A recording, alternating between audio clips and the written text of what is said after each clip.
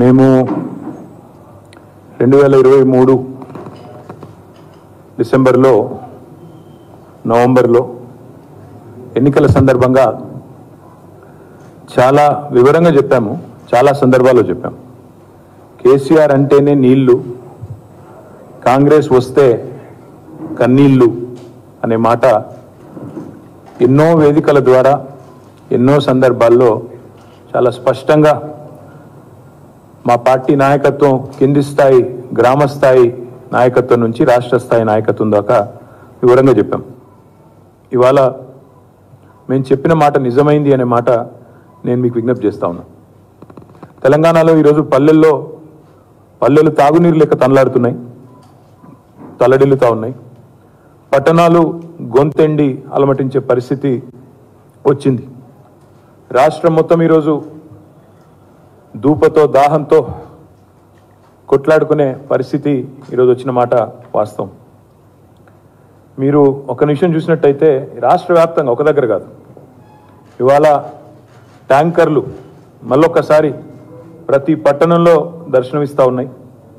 ఇవాళ ప్రతి పల్లెలో ప్రతి పట్టణంలో ఈ రకంగా బిందెలతో మళ్ళీ రోడ్ల మీదకి వచ్చి మహిళా సోదరిమణులు ఆందోళన చేయాల్సిన పరిస్థితి. ఇది హైదరాబాద్లోని ఒక బస్తీ. ఈ రకమైన దుస్థితి హైదరాబాద్లో ఉన్నది. ఇది మేం చెప్పడం కాదు, మీరే పత్రికల్లో మీరే రాస్తూ ఉన్నారు. సికింద్రాబాద్ కంటోన్మెంట్లో ట్యాంకర్ల చుట్టూ మళ్ళా నీటి కోసం ముష్టి యుద్ధాలు చేయాల్సిన దుస్థితి దాపురించిన పరిస్థితి.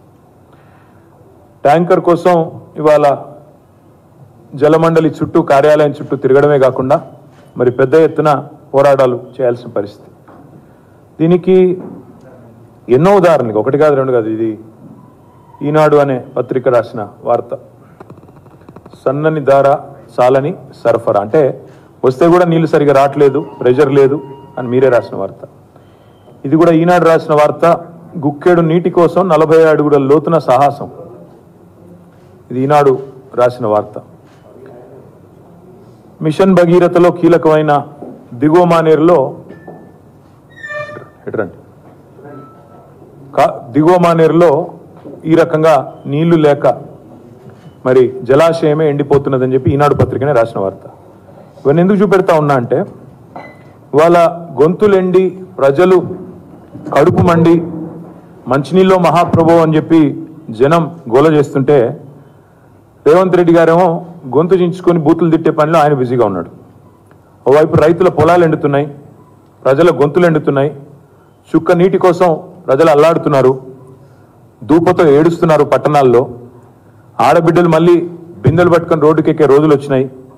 ఖాళీ బిందెలతో మంచినీళ్ళ కోసం తిప్పలు పడుతుంటే మహిళలేమో ఖాళీ బిందెలతో రోడ్ల మీద యుద్ధాలు చేస్తుంటే ముఖ్యమంత్రి గారేమో లంక బిందెలని చెప్పి ఆయన మాట్లాడుతూ ఉన్నారు. ఈ అసమర్థ ప్రభుత్వానికి, ఈ అసమర్థ ముఖ్యమంత్రి గారికి ధనవనరులను ఢిల్లీ తరలించడంలో ఉన్న శ్రద్ధ జలవనరులను తరలించడంలో మాత్రం లేదు అనేది విస్పష్టంగా ఇవాళ రాష్ట్రంలోని ప్రతి ఒక్కరికి కూడా అర్థమైంది. మేము 10 ఏళ్ళు ఉన్నాం ప్రభుత్వంలో. 10 ఏళ్లలో కేసీఆర్ గారి నాయకత్వంలో మారుమూల తాండాల్లో కూడా తాగునీటి కోసం తండ్లాట లేకుండా చేసినాం. బ్రహ్మాండమైన వ్యవహారం చేసినాం. హైదరాబాద్లో ఎన్నడూ కూడా ఒక్కరోజు కూడా నీటి బొట్టు కోసం అల్లాడే పరిస్థితి కేసీఆర్ గారు ఉన్నప్పుడు లేదు. కానీ ఇవాళ కేసీఆర్ గారి ప్రభుత్వం దిగిపోగానే మళ్ళీ మాయమైన ట్యాంకర్లన్నీ హైదరాబాద్లో కాంగ్రెస్ పాపం వల్ల హైదరాబాద్లో గల్లీ గల్లీ తిరుగుతూ ఉన్నాయి. హైదరాబాద్లో ఈరోజు ప్రతి గల్లీలో రాత్రింబవళ్ళు ట్యాంకర్ల చప్పులు వినబడతా ఉన్నాయి. ట్యాంకర్ల దందా జోరుగా నడుస్తున్నది. ఇన్వర్టర్లు జనరేటర్లతో పాటు ట్యాంకర్ల దందా బ్రహ్మాండంగా నడుస్తూ ఉన్నది. దారుణం ఏంటంటే ప్రజలు 3-4 రెట్లు ఎక్కువ రేటు పెట్టి, గతానికంటే ఇప్పటికీ 3-4 రెట్లు ఎక్కువ పైసలు పెట్టి ఇవాళ ట్యాంకర్లు బుక్ చేసుకొని కొనుక్కోవాల్సిన దుస్థితి వచ్చిన మాట వాస్తవం. హైదరాబాద్లో ఎవరిని అడిగినా, మీరు కూడా హైదరాబాద్లో ఉంటారు అందరూ, ఎవరిని అడిగినా చెప్తారు ఈ మాట. ఆనాడు మేము ప్రభుత్వంలో ఉన్నప్పుడు మంచినీళ్లను మానవ హక్కుగా గుర్తించి 38,000 కోట్ల రూపాయలతో రూరల్ ఏరియాలో మిషన్ భగీరథ చేపట్టినాం. దాదాపుగా మళ్ళీ 1,000 కోట్ల రూపాయలతో హైదరాబాద్ పట్టణానికి కూడా రాబోయే 50 ఏళ్ల పాటు ఇబ్బంది లేకుండా వాటర్ ప్రూఫింగ్, వాటర్ స్కేర్సిటీ లేకుండా చేసే ప్రయత్నం చాలా బ్రహ్మాండంగా చేసినాం. మరి దాన్ని నిర్వహించే సమర్థత కూడా ఈ ప్రభుత్వానికి లేదు. కనీసం మిషన్ భగీరథ లాంటి ఒక అద్భుతమైన ప్రాజెక్ట్ నిర్మాణం చేసి వాళ్ళ చేతుల్లో పెడితే దాని నిర్వహణ కూడా చేతగాని ప్రభుత్వం ఈ కాంగ్రెస్ ప్రభుత్వం అనే మాట నేను మీకు విజ్ఞప్తి చేస్తా ఉన్నా. వాళ్ళ అనాలోచిత ప్రణాళిక లేని అవగాహన లేని విధానాల వల్ల ఇవాళ ఎండాకాలం ఇంకా ఇప్పుడే ప్రారంభమైంది, మార్చ్ ముగిసింది, ఇప్పుడు ఏప్రిల్లో అడుగుపెట్టినాం, ఇంకా మే జూన్ ఇంకా తీవ్రం ఉంటుంది. ఇప్పటికే ఎండాకాలం ఆరంభంలోనే తాగునీటి కోసం తన్లాట అనేది తారాస్థాయికి చేరుకున్నది. మేమేమో 24 గంటలు ప్రభుత్వంలో ఉన్నప్పుడు ప్రజలకు 24/7 కరెంట్ ఎట్లు ఇవ్వాలి, తాగునీరు ఎట్లు ఇవ్వాలి, రైతులకు సాగునీరు ఎట్లు ఇవ్వాలని మేము ఆలోచన చేసినాం. కానీ వీళ్ళ ఆలోచన ఎట్లుందంటే వచ్చిందే అబద్ధాల పునాదుల మీద వచ్చినారు. 100 రోజుల్లో ఇది చేస్తాం అది చేస్తాం అని చెప్పి అబద్ధాల పునాదుల మీద గద్దెకెక్కి వీళ్ళు 24 గంటలు ఒకటే పని చేస్తున్నారు. ఎవలను గుంజాలి, బీఆర్ఎస్ని ఎట్లా దెబ్బకొట్టాలి, ఎవలను బెదిరించాలి, ఢిల్లీకి ఎన్ని సూట్ కేసులు పంపించాలి, ఇదే ఆలోచన తప్ప ఇవాళ రైతుల గురించి కానీ ప్రజల గురించి కానీ కనీస పట్టింపు కూడా ముఖ్యమంత్రి గారికి లేదు.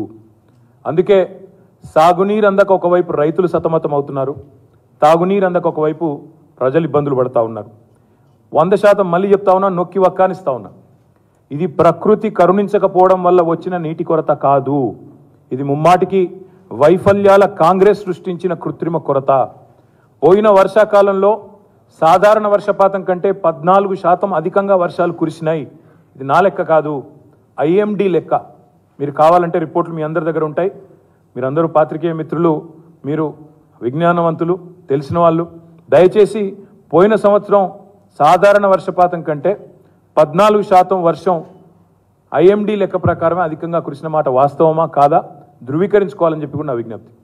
ఇది వీళ్ళ వైఫల్యాల వల్ల అని ఎందుకంటున్నా, ఇది కాంగ్రెస్ సృష్టించిన కృత్రిమ కొరత అని ఎందుకంటా ఉన్నా అంటే 2 ఉదాహరణలు. ఇవాళ ఈ రోజు మీరు ఆలోచన చేస్తే మేము ప్రభుత్వంలో ఉన్ననాడు చేసింది ఒక నిమిషం చెప్పి దానికి వస్తాను. మేము నగరానికి 40-50 ఏళ్ల పాటు ఎలాంటి ఇబ్బంది లేకుండా అటు గోదావరి కానీ ఇటు కృష్ణ నుంచి కానీ స్కీము డిజైన్ చేసి మిషన్ భగీరథని అటు పట్టణ ప్రాంతం కానీ ఇటు పల్లె ప్రాంతం కానీ బ్రహ్మాండంగా చేసినాం. శివారు కాలనీలు మా కుత్బుల్లాపూర్లో కానీ శేర్లింగంపల్లిలో కానీ ఇవాళ శివారు కాలనీలకు కూడా గోదావరి నీళ్ళు తెచ్చాం, కృష్ణా నీళ్లు తెచ్చినాం. ఆనాడు కాంగ్రెస్ ప్రభుత్వం ఉన్నప్పుడు బోలక్పూర్లో ఎట్లా అయితే 8 మంది చనిపోయారో కలుషిత నీళ్లతో మీ అందరికీ తెలుసు. అలాంటి దిక్కుమాల పరిస్థితి రాకుండా చేసినాం. 10 ఏళ్లలో వాటర్ ట్యాంకర్లకు కూడా పని లేకుండా చేసినాం. ఇవాళ వాస్తవం ఏంటి అంటే దయచేసి మీరు ధృవీకరించుకోండి. మీకు ప్రతి చోట కెమెరాలు ఉంటాయి, మీకు ప్రతి చోట రిపోర్టర్లు ఉంటారు, నెట్వర్క్ ఉంటుంది. ధృవీకరించుకోండి. నేను చేసిన ఆరోపణ తప్ప, నేను చెప్తున్న మాట తప్ప ఒప్ప ధృవీకరించుకోండి, ప్రజలకు చెప్పండి అని చెప్పి కూడా పాత్రికేయ మిత్రులకు నా విజ్ఞప్తి. ప్రాజెక్టులో నీళ్లు ఉన్నాయి, ఇవాళ రాష్ట్ర వ్యాప్తంగా ఉండే ప్రాజెక్టుల్లో నీళ్లు ఉన్నాయి, కానీ నిర్వహించే తెలివి ఈ ప్రభుత్వానికి లేదు. పార్టీ గేట్లు ఎత్తడం కాదు ముఖ్యమంత్రి గారు, ప్రజల కోసం చేతనైతే ఈ ప్రాజెక్టుల గేట్లు ఎత్తండి. పార్టీ గేట్లు ఎత్తడం అదే పనిలో రాజకీయాలు చేయడం కాదు, ప్రజల కోసం ప్రాజెక్టుల గేట్లు ఎత్తండి. ఫోన్ ట్యాపింగ్ కాదు, వాటర్ ట్యాపింగ్ మీద దృష్టి పెట్టండి. మీరు చేయాల్సిన పని చేయకుండా ఇవాళ పనికిమాలిన పనులు చేస్తూ ఉన్నారు. సాగర్లో నీళ్లున్నాయి, నాగార్జున సాగర్లో డ్రింకింగ్ వాటర్ కోసం. సింగూరులో నీళ్లున్నాయి, ఎల్లంపల్లిలో నీళ్లున్నాయి, ఉస్మాన్ సాగర్లో నీళ్లున్నాయి, హిమాయత్ సాగర్లో నీళ్లున్నాయి. మరి రాష్ట్ర రాజధానిలో ప్రజలు ట్యాంకర్లు ఎందుకు బుక్ చేసుకోవాలండి? ఇన్ని నీళ్లు చుట్టూతా ఉండంగా ఎందుకు ప్రజలు ట్యాంకర్లు కొనాల్సిన దుస్థితి ఉంటుందో ముఖ్యమంత్రి గారు చెప్పాలా. నేను నిర్దిష్టంగా చెప్తా ఉన్నా, ఇవాళ ఎన్ని నీళ్లు ఉన్నాయో కూడా చెప్తాను మీకు. సింగూరులో ఈరోజు 18 TMCల నీళ్లున్నాయి, ఎల్లంపల్లిలో 7.73 TMCల నీళ్లున్నాయి, ఉస్మాన్ సాగర్లో 2.65 TMCల నీళ్లున్నాయి, హిమాయత్ సాగర్లో 2.16 TMCల నీళ్లున్నాయి. సాగర్ విషయానికి వస్తే, నాగార్జున సాగర్ విషయానికి వస్తే ప్రస్తుత నీటి మట్టం సాగర్లో 513 ఈరోజు 513లో ఉంటే కూడా మనం బ్రహ్మాండంగా దాదాపు 10 TMCలు డ్రింకింగ్ వాటర్ కోసం తీసుకునే సామర్థ్యం మనకుంది, అక్కడ ఉండే సిస్టమ్కు ఉంది. 513 నుంచి ఒకవేళ 510కి పడ్డా నీళ్లు తగ్గినా 9 TMCలు తీసుకోవచ్చు. అక్కడి నుంచి MDDL అంటారు, minimum drawdown level. Minimum drawdown level సాగర్లో 505, అంటే ఇంకా MDDL కంటే దాదాపు 8 పైనే ఉంది తప్ప తక్కువ లేదు.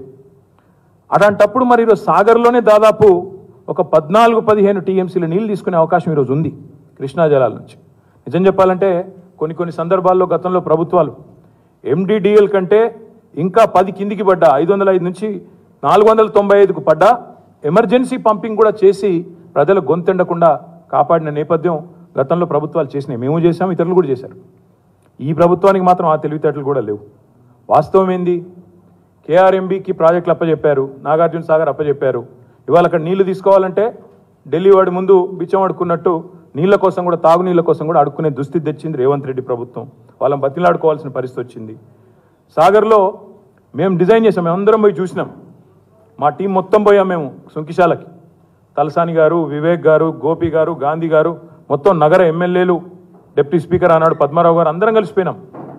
ఒక 4-5 ఏళ్ల కిందట సుంకిశాలలో డెడ్ స్టోరేజ్లో కూడా మనకి నీళ్లు తీసుకునే విధంగా ఒక ప్రాజెక్టును డిజైన్ చేసి అది దాదాపు 75-80% పూర్తయింది ఆ ప్రాజెక్టు. ఈయన దృష్టి పెట్టింటే లాస్ట్ 2-3 మంత్స్ ఈ ప్రభుత్వం దృష్టి పెట్టింటే ఈ ఎండాకాలం లోపల పూర్తయ్యేది. డెడ్ స్టోరేజ్ నుంచి కూడా నీళ్లు తీసుకునే కెపాసిటీ ఉండేది. ఆ పని కూడా చేయలేదు, పట్టించుకోలేదు. పనికిమాలిన రాజకీయాలు తప్ప ప్రజల కష్టాలు లేదు. ఇంకా దరిద్రం ఏంటంటే కేసీఆర్ గారి మీద కక్ష. కాళేశ్వరాన్ని ఒక విఫల ప్రాజెక్టుగా చిత్రీకరించాలి. వచ్చిన మొదటి రోజు నుంచి పట్టుకున్నారు. కాళేశ్వరం కొట్టుకొని పోయింది, కాళేశ్వరం మొత్తం స్కాము, కొట్టుకపోయింది, లేనేలేదు, మేడిగడ్డ మేడిపండైంది అని చెప్పి నోటికొచ్చినట్టు మాట్లాడినారు, విషప్రచారం చేశారు. మరి నేను అడుగుతా ఉన్నా, నిన్న కేసీఆర్ గారు బయలుదేరి ఆయన నల్గొండకి, జనగామకి, సూర్యాపేటకు పోగానే ఎట్లా చాలైనాయి పంపులు? Gayatri pump house, Nandi pump house ఎట్లా చాలైనాయి, ఎట్లా నీళ్లు పరుగులు పెడుతూ ఇవాళ ఆ దృశ్యాలు మీరు చూసే ఉంటారు. గాయత్రి పంప్ హౌజు ఎట్లా స్టార్ట్ అయింది, ఎట్లా ముందుకు పోయిందో ఒకసారి నేను చూపెట్టే ప్రయత్నం చేస్తాను.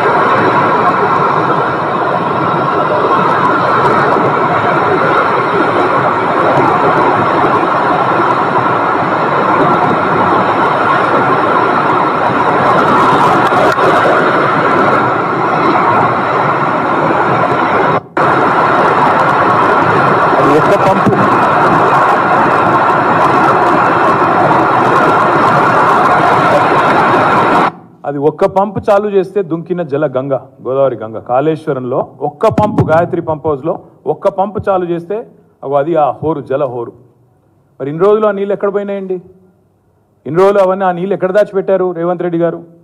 ల్యాండ్ క్రూజర్లు దాచిపెట్టిరని చెప్పి చిల్లర మాటలు మాట్లాడే బదులు రిజర్వాయర్లలో నీళ్లుండి కూడా ఇవ్వకుండా దాచిపెట్టి ప్రజల గొంతు ఎండడం, పంటలు ఎండే దరిద్రపు పరిపాలన తీసుకొచ్చింది కాంగ్రెస్ పార్టీ, కాంగ్రెస్ ప్రభుత్వం కాదా? ఇవాళ పంటలు ఎండుతూ ఉన్నాయంటే కాళేశ్వరాన్ని ఒక స్కామ్గా చూపెట్టే ప్రయత్నం, కాళేశ్వరంలో నీళ్లుండి కూడా ఇవ్వకుండా రైతుల పంటలు ఎండగొట్టిన ప్రభుత్వం కాంగ్రెస్ ప్రభుత్వం కాదా? గొంతులు ఎండబెట్టిన ప్రభుత్వం కాంగ్రెస్ ప్రభుత్వం కాదా? ఇవాళ ఆ పంపులు ఆన్ చేసి ఈ 3 నెలల్లోనే కనుక మేడిగడ్డను కూడా రిపేర్ చేసింటే 1 ఎకరం అన్న పంట ఎండుతుందా? 1 గొంతన్న ఎండుతుందా? ఎండకుండా చూసుకునే అవసరం, బాధ్యత ప్రభుత్వానికి లేదా? కొట్టుకపోయిందని ప్రచారం చేసిన కాళేశ్వరంలో ఇవాళ ఎట్లా జల పరవలు ఎట్లా దుంకుతున్నాయి చెప్పాల్సిన బాధ్యత ఈ ప్రభుత్వం మీద ఉంది. ఇన్నాళ్ళు నీళ్లుండి వదలని నిర్వాకం ఈ ప్రభుత్వాన్ని కాదా? మల్లన్న సాగర్ నీళ్లు నిన్న మా హరీష్ రావు గారు స్టేట్మెంట్ ఇచ్చారు.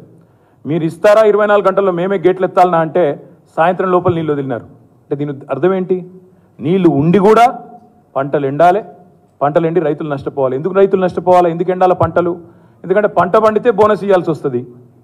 పంట పండితే బోనస్ ఇవ్వాలా? ఇక సపరేట్గా ఎండబెట్టి అటు కాళేశ్వరం స్కామ్ అని కేసీఆర్ను బదనాం చేయాలి, నీళ్లు లేవని బుకాయించాలి, మీడియాలో మాత్రం అడ్డమైనని మిగతా వార్తలన్నీ తెచ్చి ప్రజల అసలు దృష్టి మొత్తం మరల్చాల. ఇది వాళ్ళ ఎజెండా. పంట పండితే బోనస్ ఇవ్వాల్సి వస్తుంది కాబట్టి పంటలు ఎండాలి. ఇది రేవంత్ రెడ్డి గారి యొక్క కుట్ర. అందుకే నేను అనేది, ఇది వచ్చిన కరువు కాదు, కాంగ్రెస్ తెచ్చిన కరువు. గత 10 ఏళ్లలో ఏనాడు బిందెలు దర్శనమీయలే మా హైదరాబాద్లో. ఇవాళ హైదరాబాద్లో బిందెలు, ట్యాంకర్లు ఏ గల్లీకి పోయినా కనబడతా ఉన్నాయి. నేను ఒకటే అంటా ఉన్నా ఈ ముఖ్యమంత్రి గారిని, ముఖ్యమంత్రి గారు హైదరాబాద్ మీకు ఓటు వేయలేదు మాకు తెలుసు, మీకు కూడా తెలుసు. మరి అందుకోసం ఏమైనా బదిలా తీసుకుంటున్నావా? హైదరాబాద్ ప్రజల మీద ఏమైనా పగబట్టినావా? ఎందుకు ఈ కక్ష నీకు? మాకు అర్థం కాక అడుగుతా ఉన్నా.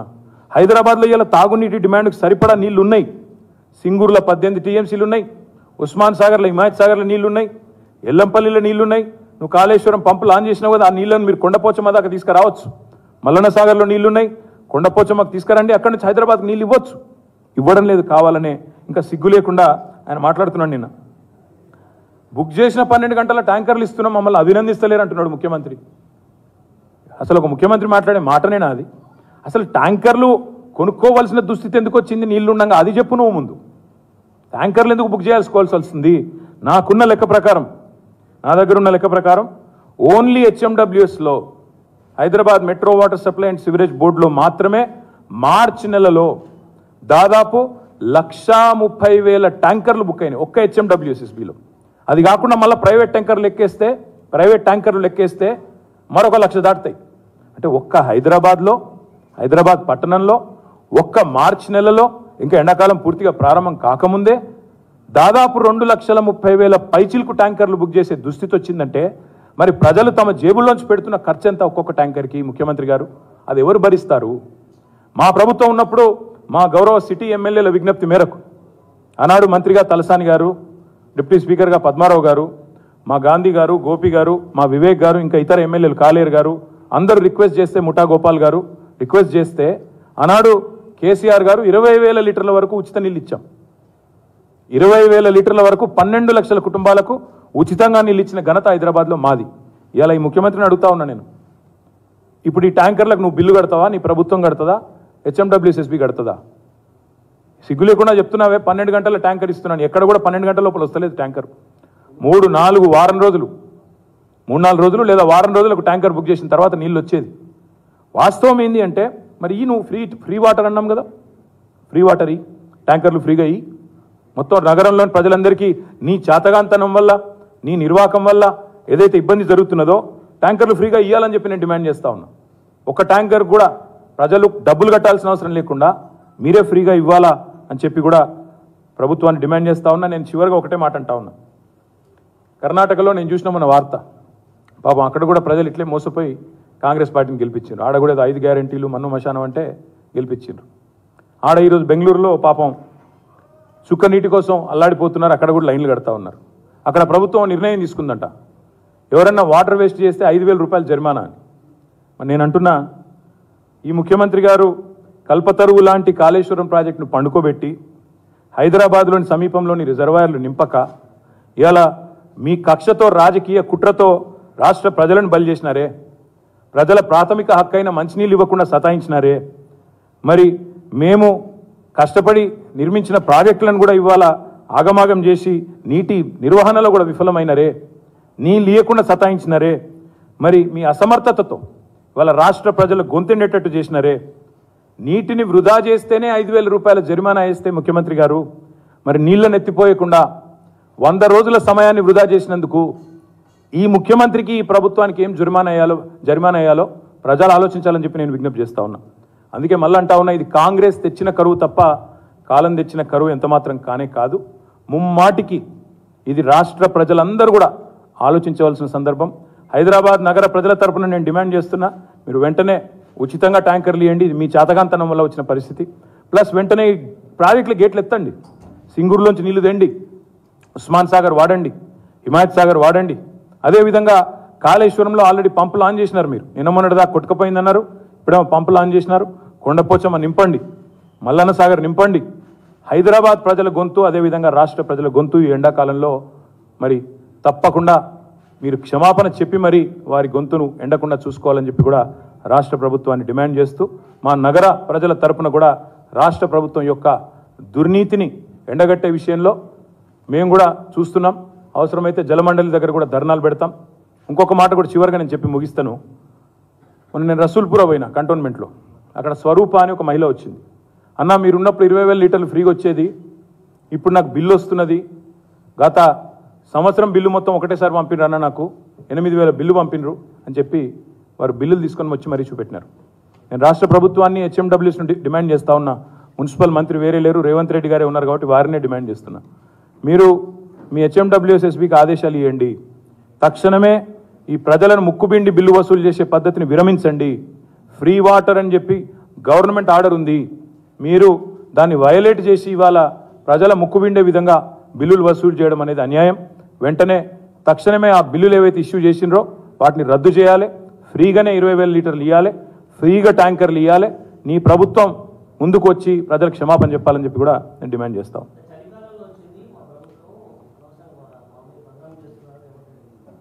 బ్రదర్ నేను ఏమంటున్నాను, మీరు కావాలంటే రేవంత్ రెడ్డి గారు చెప్పిందో నేను చెప్పిందో కాదు, మీరు దయచేసి ఐఎండి లెక్కలు తీసుకోండి. పోయిన సంవత్సరం వర్షాలు ఎంత పడ్డాయి? సాధారణం కంటే ఎక్కువ వర్షాలు పడ్డాయి, 14% అధికంగా పడ్డాయి.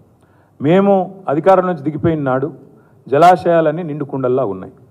ఈ 3-4 నెలల్లో ఏం జరిగింది అంటే వాస్తవం ఏంటంటే మా మీద కోపంతో మేడిగడ్డను ఒక బూచిగా చూపెట్టి గోదావరిలో నీళ్ళు లిఫ్టింగ్ బంద్ చేసిండ్రు. కృష్ణలో కూడా వీళ్ళకి నీటి నిర్వహణ రాదు.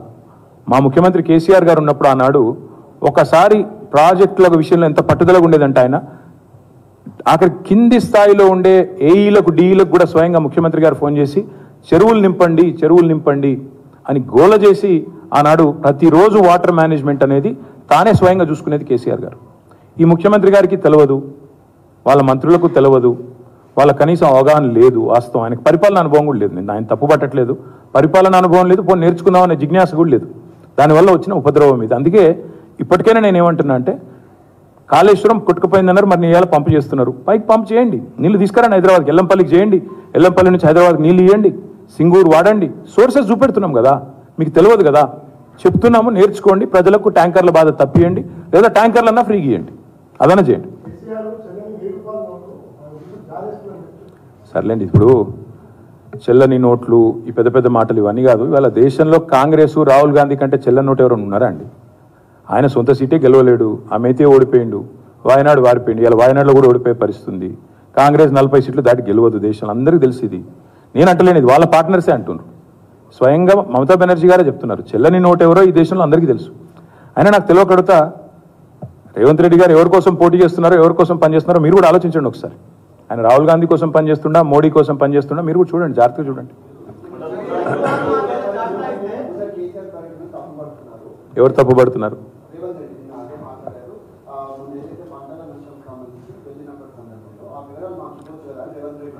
అదే ఇప్పుడు నెక్స్ట్ టైం ఏం చేస్తామంటే బ్రదర్, మేము ఎవరు ఎక్కడెక్కడ ఆత్మహత్య చేసుకోబోతున్నారో ముందే మేము మా దివ్య దృష్టితో కనుక్కొని రేవంత్ రెడ్డి గారికి చెప్తాము. నెక్స్ట్ పంటలు ఎక్కడెక్కడ ఎండిపోబోతున్నాయో మా దివ్య దృష్టితో మేమే చూసుకొని మేమే చెప్తాము. ఆ తర్వాత రాష్ట్రంలో ఎక్కడెక్కడ ఎలాంటి ఉపద్రవాలు రాబోతున్నాయో దివ్య దృష్టితో మేమే చూసి మేము ఆయనకు చెప్తాము. మరి ఆయన ఎందుకున్నాడు? ఇంకా ఆయన ఎందుకు ముఖ్యమంత్రిగా? ఆయనకి ఇంత అధికార యంత్రాంగం ఎందుకు? 7 లక్షల ఉద్యోగులు ఎందుకు ఆయన కింద పనిచేసేది? ఇంత పెద్ద ప్రభుత్వం ఎందుకు? నేనేమంటున్నా అంటే అన్ని పనులు మేము చేసినాక ఆయన ఎందుకు అసలు? అయినా కూడా ఇంకోటి కూడా నా దగ్గర లిస్ట్ కూడా ఉంది, పంపిస్తాను. 218 మంది ఇప్పటికీ ఆత్మహత్య చేసుకున్నారు రాష్ట్రంలో రైతులు. నేను అడిగారు కదా, ఆయన 48 గంటల సమయం ఇస్తున్నారు కదా, ఇప్పుడు దీని తర్వాత పంపిస్తున్నా ఆయనకి, రేవంత్ రెడ్డి గారికి మేము డిమాండ్ చేస్తున్నాం. ఆయన గతంలో ప్రతిపక్షంలో ఉన్నప్పుడు ఆయన అన్నారు, రైతులు ఆత్మహత్యలు చేసుకున్న ప్రతి కుటుంబానికి 25 లక్షల రూపాయలు ఇవ్వాలని ఇదే రేవంత్ రెడ్డి గారు ఆనాడు పిసిసి ప్రెసిడెంట్గా అన్నారు. మేము కూడా అదే చెప్తున్నాం. ఆ వివరాలు దీని తర్వాత మీకు కూడా అందజేస్తాను. 218 కుటుంబాలు, వాళ్ళ పేర్లు, వివరాలు జిల్లాతో సహా ఇస్తాను. అది దయచేసి మీరు రేవంత్ రెడ్డి గారికి ఇవ్వండి, ప్రజలకు ఇవ్వండి. ఆ ప్రతి కుటుంబానికి ప్రభుత్వం 25 లక్షల రూపాయలు చెల్లించాలని చెప్పి నేను డిమాండ్ చేస్తాను. Already legal notice. బ్రదర్ నీకు ఒక మాట మాత్రం స్పష్టంగా చెప్తున్నాను, నాకు ఎలాంటి ఇల్లీగల్ వ్యవహారాలతో నాకు సంబంధం లేదు. ఫోన్ ట్యాపింగ్ అని చెప్పి లీకు వీరుడు రేవంత్ రెడ్డి గారు పాపం డైరెక్ట్గా ప్రెస్ కాన్ఫరెన్స్ పెట్టే దమ్ము లేదు, డైరెక్ట్గా ఆధారాలు ప్రజల ముందు పెట్టే దమ్ము లేదు.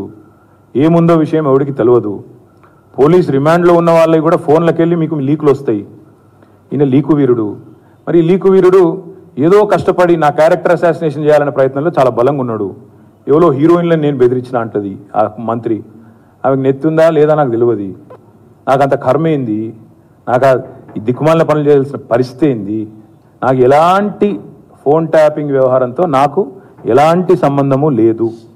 ఈ అడ్డమైన మాటలు ఎవరైనా మాట్లాడితే, చెత్త మాటలు ఎవరైనా మాట్లాడితే వారు మంత్రి అయినా ముఖ్యమంత్రి అయినా తాట తీస్తాము, లీగల్గానే చూసుకుంటాం. తాట తీస్తామంటే మళ్ళీ మీరు ఇదే యూట్యూబ్లో తమ్మునీళ్ళు పెట్టి తాట తీస్తామన్నాడు, ఈయనకు అహంకారం ఎక్కువ అని చూపెట్టకూరి. అదే వినండి, తొందరపడకండి. తప్పకుండా లీగల్గానే ఎదుర్కొంటాం, న్యాయపరంగానే ఎదుర్కొంటాం. మాకు ఎవరిని బెదిరించాల్సిన అవసరం కానీ ఎవరిని ట్యాపింగ్ చేయాల్సిన అవసరం కానీ లేదు. కానీ దయచేసి మీడియా మిత్రులు నేను కూడా కోరుతా ఉన్నా, 2014లో మా ప్రభుత్వం వచ్చింది. మా ప్రభుత్వం రాకంటే ముందు కాంగ్రెస్ ప్రభుత్వం 10 ఏళ్ళు ఉంది. ఆనాడు కాంగ్రెస్ ప్రభుత్వంలో, దయచేసి ఇది గుర్తుపెట్టుకోండి, రాయండి, మీరు కావాలంటే మీ ఆర్కైవ్స్లోంచి తీయండి. ఆనాడు కిరణ్ కుమార్ రెడ్డి గారు 2011లో ముఖ్యమంత్రిగా ఉన్నప్పుడు మేము ఆరోపణలు చేయలే. కాంగ్రెస్ ఎంపీలు ఆనాడు ఈరోజు కాంగ్రెస్ ప్రభుత్వంలో మంత్రులుగా ఉన్నవాళ్ళు, ఎమ్మెల్యేలుగా ఉన్నవాళ్ళు, కోమటిరెడ్డి రాజగోపాల్ రెడ్డి, డాక్టర్ వివేక్, గడ్డం వివేక్, అదేవిధంగా పొన్నం ప్రభాకర్ గారు ఈరోజు మంత్రి. వీళ్ళు ముగ్గురు ఆనాడు ఆరోపణ చేసినారు. సుఖేందర్ రెడ్డి గారు కూడా ఉన్నారు అనుకుంటా. అప్పుడు మా ఫోన్లను ట్యాపింగ్ చేస్తున్నాడు కిరణ్ కుమార్ రెడ్డి, తెలంగాణ కాంగ్రెస్ ఎంపీల ఫోన్లను ట్యాపింగ్ చేస్తున్నాడు కిరణ్ కుమార్ రెడ్డి అని చెప్పి ఆనాడు కాంగ్రెస్ ఎంపీలు అప్పటి కాంగ్రెస్ ప్రభుత్వం మీద ఆరోపణ చేశారు. సరే, ఆ తర్వాత ముఖ్యమంత్రి గారు నేను చేయట్లేదు అన్నాడు, అది వేరే విషయం. నేను రేవంత్ రెడ్డి గారిని కూడా కోరుతా ఉన్నా, మీరు 2014 నుంచి ఎందుకు, అంతకుముందు మీ వాళ్ళే ఆరోపణ చేశారు కదా, 2004 నుంచి తీయండి. ఫోన్ ట్యాపింగ్ ఏమేమి జరిగింది, ఎక్కడెక్కడ జరిగింది, 2004 నుంచి ఏమేమి కుంభకోణాలు జరిగినాయి, లంబకోణాలు జరిగినాయి అన్ని తీయండి. ఇంకొక మాట కూడా నేను మిత్రులారా మీకు గుర్తు చేస్తా ఉన్నా, అధికారులు మారలేదు, ప్రభుత్వం మారింది, పార్టీ మారింది. ఇదే శివధర్ రెడ్డి ఈరోజు ఇంటెలిజెన్స్ డీజీ అనుకుంటే ఇప్పుడు ఆయన, ఆనాడు ఇంటెలిజెన్స్ ఐజీగా ఉన్నారు కేసీఆర్ గారి గవర్నమెంట్లో. ఈరోజు టీఎస్పీఎస్సీ చైర్మన్గా ఉన్న మహేందర్ రెడ్డి గారు ఆనాడు రాజశేఖర్ రెడ్డి గారి గవర్నమెంట్లో ఇంటెలిజెన్స్ ఐజీ, ఆ తర్వాత మా ప్రభుత్వంలో డీజీ, హైదరాబాద్ సిపి. మరి ఈరోజు డీజీపీగా ఉన్న రవి గుప్తా గారు ఆనాడు హోమ్ సెక్రటరీ. వీరందరూ కూడా మరి ఈరోజు మా మీద చేసే ఆరోపణలు కానీ, ఇష్టం వచ్చినట్టు ఇచ్చే లీకులు కానీ, మాట్లాడుతున్న మాటలు కానీ, ఆ రోజు అధికారుల ప్రమేయం నిజంగానే జరిగింది అనుకుంటే ఒక్క నిమిషం, ఈ అధికారులకు ఎవరికి తెలియదా, వారెవరు బాధ్యులు కాదు, ఒక కేసీఆర్ గారు మాత్రమే బాధ్యుడు అనే లైన్లో ఇవాళ ఏదైతే లీకులు ఇస్తున్నారో లీకు వీరుడు, నేను అడుగుతా ఉన్నా. మరి మహేందర్ రెడ్డి గారు, శివధర్ రెడ్డి గారు, రవి గుప్తా గారు, ఇంకా చాలామంది ఉన్నారు, సజ్జనార్ గారు అన్నాడు ఎస్ఐబి చీఫ్, వీళ్ళందరూ ఉన్నారు. మరి అధికారులే మారలేదు కదా.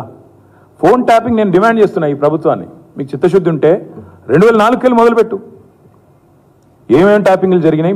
నేను నా ఆరోపణ కాదు కదా, ఈరోజు నీ ప్రభుత్వంలో నీ పక్కన కూర్చున్న పొన్నం ప్రభాకర్ గారే ఆ రోజు ఆరోపణ చేసిండ్రు. ఏమని, ఆనాడు కిరణ్ కుమార్ రెడ్డి ప్రభుత్వం నా ఫోన్ ట్యాపింగ్ చేస్తుంది. మరి అది వాస్తవమా కాదా, బయటికి తీ, విచారణ గ్యాంబిట్ పెంచు. ఆనాడు అధికారులందరినీ పిలిపి, రిటైర్డ్ ఉన్న వాళ్ళందరినీ పిలిపి, నీ కాంగ్రెస్ ప్రభుత్వం ఫోన్ ట్యాపింగ్ చేసిందా లేదా చూద్దాం. ఇంకోటి బ్రదర్, మీరు మర్చిపోయినట్టున్నారు, నేను మర్చిపోలేదు. నాకే ఐఫోన్ వాళ్ళు, యాపిల్ వాళ్ళు మెసేజ్ పంపినారు, నీ ఫోన్ సర్వేలెన్స్లో ఉంది అంటే. నేను దాని స్క్రీన్ షాట్ కూడా మీరు చూసుకోండి కావాలంటే, ట్విట్టర్లో అప్పుడే పెట్టినా. నా ఒక్కడికే రాలేదు, అసదుద్దీన్ ఓవైసీకి వచ్చింది, ఇంకా కొంతమంది మిత్రులకు ఇక్కడ తెలంగాణలో కూడా, మీ ఫోన్లు సర్వేలెన్స్లో ఉన్నాయి, జాగ్రత్త, మీ ఫోను హ్యాక్ అయింది అని నాకు 2022లోనో 2023లోనో వస్తే నేను బయట కూడా పెట్టినది. కాబట్టి ఎవరు ఫోన్లు ట్యాప్ అయినాయి, ఎవరు చేసిండ్రు, ఇవన్నీ కూడా నాకేం భయం లేదు. మేము చాలా స్పష్టంగా ఉన్నాం, చాలా క్లారిటీతో ఉన్నాం. కాబట్టి దయచేసి నేను మిమ్మల్ని కోరేది ఏంటంటే, ఈ యూట్యూబ్లలో పెట్టి పనికిమాలినలోకి లీకులు ఇచ్చి అధికారికంగా ప్రెస్ కాన్ఫరెన్స్లు పెట్టకుండా రిమాండ్ రిపోర్ట్లు అని చెప్పి లీకులు చేసి ఎన్ని రోజులు బతుకుతారండి, ఎన్ని రోజులు టైంపాస్ చేస్తారు, రైతుల సబ్జెక్టు మాట్లాడరు. నిన్న ఒక పాపం ఒక విలేకరు నిజాయితీగా అడిగిండు రేవంత్ రెడ్డి గారిని, 2 లక్షలు రుణమాఫీ చేస్తా అన్నారు కదా సార్, ఇంకా చేయలేదు కదా మరి మీరు, ప్రజలు అడుగుతున్నారు అంటే వెకిలి నవ్వులు చెప్పి ఆయనే చెప్పిండు కదా, ఎవడు కమిటీ కమ్మన్నాడు ఆయనను, పేద సిపాయి లెక్క మాట్లాడితే మొగోను అయితే అంటాడు కదా. నేను అంటున్నా, రేవంత్ రెడ్డి మొగోను అయితే చెయ్యి రుణమాఫీ, ఎవడాపిండి ఆయన నిన్ను, చెయ్యి రుణమాఫీ, చెయ్యి 2 లక్షలు రుణమాఫీ చెయ్యి, నువ్వే అన్నావు కదా December 9 అని, చెయ్యి.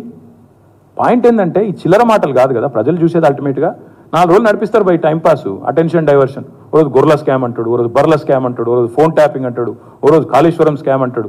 ఇవేనా ఇక అసలు పని లేదా? మంచి ఇల్లు ఇచ్చేది లేదు, సాగునీరు ఇచ్చేది లేదు, పంటలు ఎండితే పట్టించుకునేది లేదు, రైతులకు రుణమాఫీ లేదు, కొత్త ఇన్వెస్ట్మెంట్లు రావు, ఇవేం చెప్పరు. ఇడికెళ్ళి కంపెనీలు పారిపోతుంటే మాట్లాడరు, ఇవేం ఉండవు. ఏముండాలి, మమ్మల్ని అందరినీ రాష్ట్ర ప్రజలను పిచ్చోళ్ళని చేసి వీళ్ళు పోతురట, వాళ్ళు పోతురట, వీళ్ళు జంపట, వాళ్ళు జంపట, వాళ్ళు చెప్పుడు మీరు రాసుడు. బాగుందా? నేను చెప్పలేదు బ్రదర్, మమతా బెనర్జీ గారు చెప్పారు, ఆమెను అడగండి, నేను అనలేదు. అది కేవలం ఇండియా అలయన్స్లో పార్ట్నర్గా ఉన్న మమతా బెనర్జీ గారు చెప్పిన మాట. కాంగ్రెస్ పార్టీ 40 సీట్లు దాటదని నేను అనట్లేదు. మమతా బెనర్జీ గారు వారి పార్ట్నర్, ఆమె చెప్పింది నేను చెప్పాను.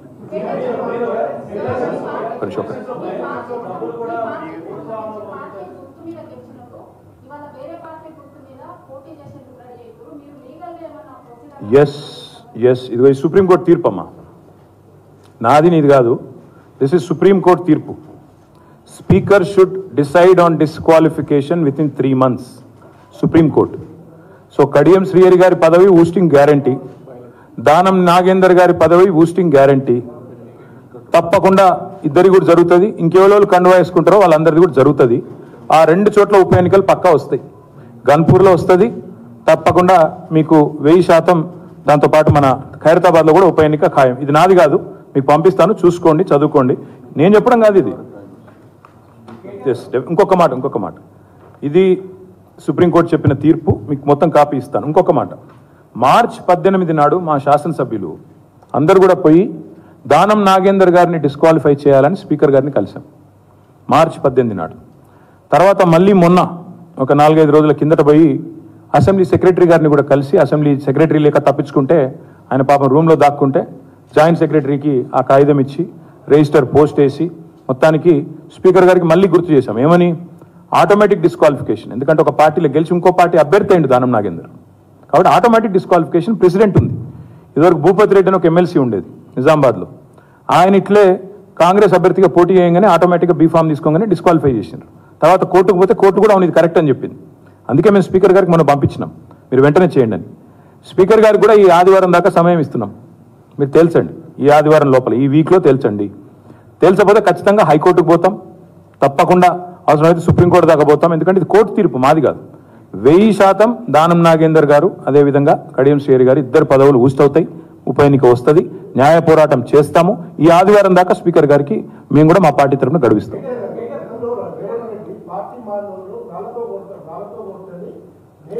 నిన్న మందకృష్ణ గారు చాలా బాగా అడిగారండి, వారికి నా అభినందనలు. మందకృష్ణ గారికి నా అభినందనలు. చాలా బాగా అడిగింది. ఏమన్నాడు? రేవంత్ రెడ్డి గారు మీరే చెప్పారు కదా పార్టీ మారిన వాళ్ళను మరి రాజీనామా చేయకుండా పార్టీ మారితే రాళ్లతో కొట్టండి అని. మరి నువ్వే చేర్చుకుంటున్నావు, ఇవాళ ఎవరిని కొట్టాలా? రాళ్లతో నిన్ను కొట్టాలనా కడియం శ్రేయర్ని కొట్టాలనా అని మందకృష్ణ గారు అడిగి, నేనల్లా మందకృష్ణ గారు అడిగినారు. మందకృష్ణ గారికి నా హృదయపూర్వకమైన అభినందనలు. వారు మరి రేవంత్ రెడ్డి గారు సమాధానం చెప్పాలా? ఇది వారు అడిగిన ప్రశ్న, మీరు సమాధానం చెప్తారని ఆశిస్తున్నాను. థ్యాంక్ యూగా. నేను చూడలేదు బ్రదర్ అది, కాబట్టి నేను చూసిన కాడికి నేను చూసిన, నువ్వేం చూసినావో నువ్వు చూసినావు. Thank you.